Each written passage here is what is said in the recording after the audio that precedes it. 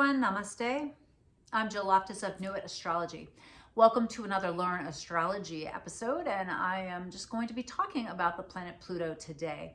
Now, I've talked about a bunch of the other planets. I'm trying to get through them all. They're in no particular order whatsoever, so be sure to check out that playlist of very simple. I mean, these are very simple overviews. You could talk about the planets for days, hours.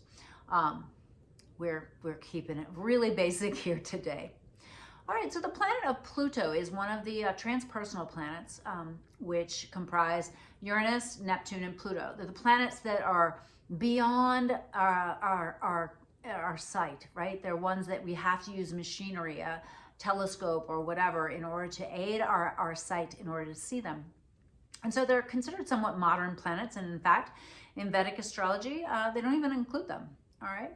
But, you know, Pluto was discovered in the 1930s, and has since become pretty darn predictable in its energy, because it is a planet that breaks things down.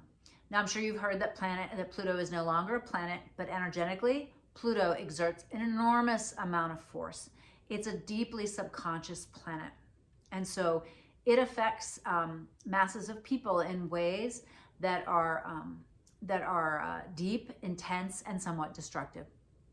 I compare Saturn and Pluto in that Saturn is like an earthquake that shakes the foundations of things and, you know, asks you to rebuild with integrity, asks you to go back and make it so that it's structurally sound. Pluto will destroy it. Pluto instead will say, you know what? I'll make this easy. I'm just going to burn the whole thing down. I'm going to smash it. I'm going to obliterate it. Pluto is the compost in which you grow your plants, right? It's all the muck and matter of everything that has come before, right? That breaks down. Pluto is a very destructive force, a very dark force, but also a very regenerative force. Think of Pluto as the phoenix. If you've ever seen the phoenix, right? It dissolves, bursts into flames, and is reborn, right?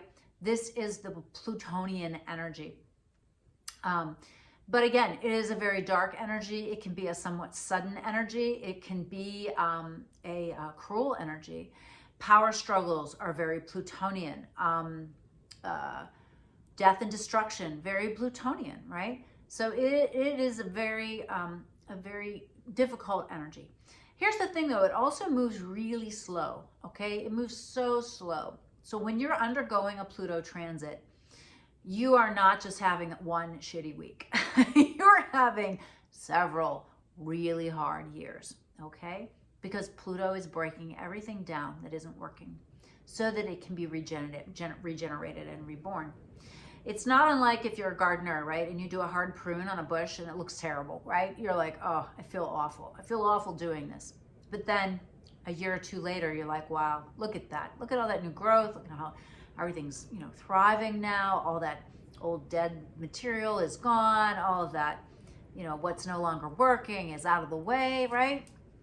And our lives sometimes need pruning. And so wherever Pluto is, whatever area of life that is by house and by sign, that is where you are receiving that energy, and you will need to break things down harmoniously. You know, and sometimes you can't, right? Sometimes there are not easeful ways to move through that energy. But it is an energy that once you get to the other side, you can appreciate it a little better. At the time, maybe not so much. All right. Well, I hope that you found this useful and helpful. Let me know about your Pluto experiences.